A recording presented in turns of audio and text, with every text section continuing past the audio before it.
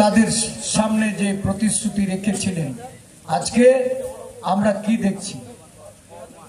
আদিবাসীরা এই রাজ্যে যে লড়াই শুরু করেছিল,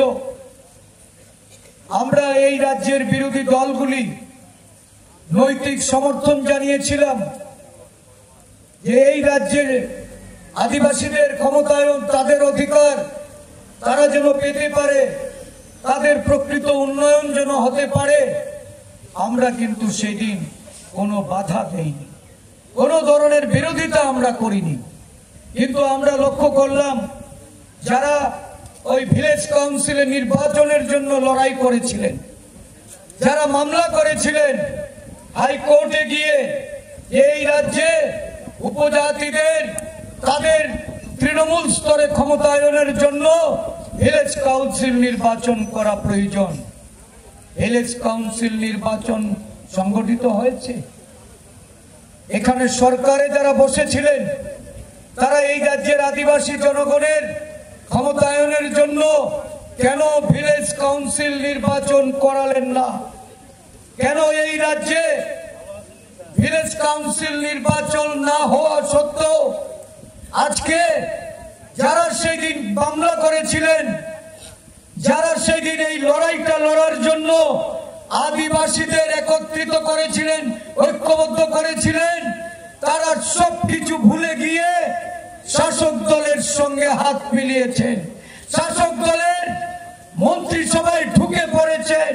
তাদের কাছে জানতে চাই ওই মামলাটার কি কোনো হদিশ আছে? ভিলেজ কাউন্সিল নির্বাচন আপনারা কি এই রাজ্যে করাতে সক্ষম হয়েছেন?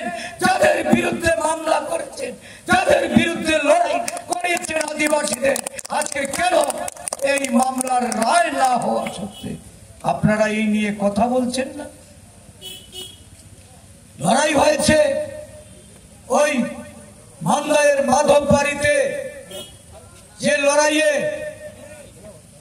আরক্ষা প্রশাসনের গুলিতে উপজাতিরা, উপজাতি ভাই বোনেরা রক্তাক্ত হয়েছেন, যারা সেদিন মৃত্যুবরণ করেছেন এই আন্দোলন করে, যারা শহীদ হয়েছেন, আজকে এই শহীদদের কাছে এই মেকি উপজাতি দরদীদের কি বক্তব্য? কেন তাদের বিচার হলো না?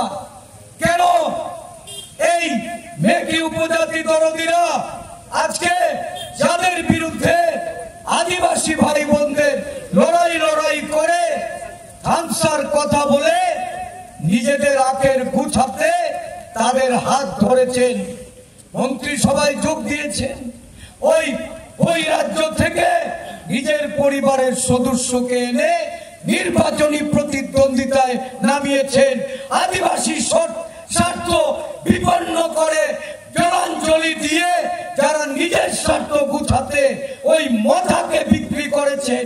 এই মাথার বিরুদ্ধে আজকে আদিবাসী জনগণকে জবাবদিহি করতে হবে।